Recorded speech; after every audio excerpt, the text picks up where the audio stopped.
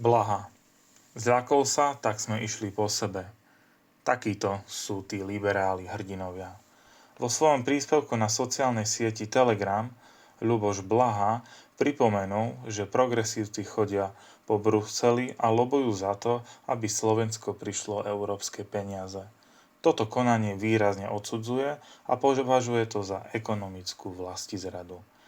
V prvom rade veľmi výrazne odsudzujem to, čo pácha slovenská opozícia v Európskom parlamente a v orgánoch Európskej únie, uviedol podpredseda parlamentu v úvode videa.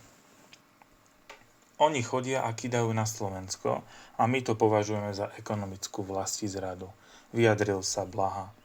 Oni sa snažia o to, aby Slovensko nedostalo eurofondy, aby nedostalo peniaze z plánu obnovy, objasnil Blaha a zdôraznil, že to by však nepostihlo vládu Roberta Fica.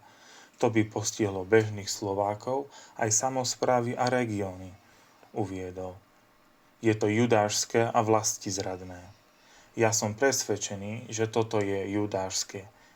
Toto je vlastizradné konanie zo strany pána Šimečku a ďalších kolegov z Progresívneho Slovenska a my to veľmi vážne odsudzujeme, uviedol rozhodne podpredseda parlamentu.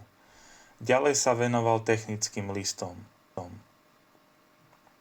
Európskej komisie, ktoré písal komisár Didier Reynders, ktorý má na starosti oblasť spravodlivosti a mimochodom je z tej istej politickej frakcie ako Michal Šimečka.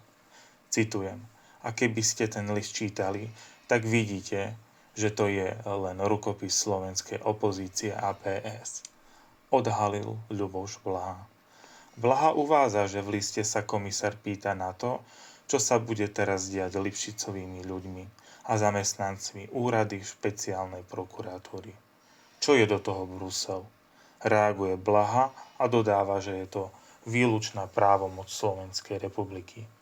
Citujem: my garantujeme, že oblasť európskych peňazí bude strážiť ešte ďaleko väčší počet ľudí na generálnej prokuratúre a na krajských prokuratúrach. Oveľa kvalitnejších a vzdelanejších bez toho, aby tam bol nejaký Lipšic. Rozhorčil sa Blaha.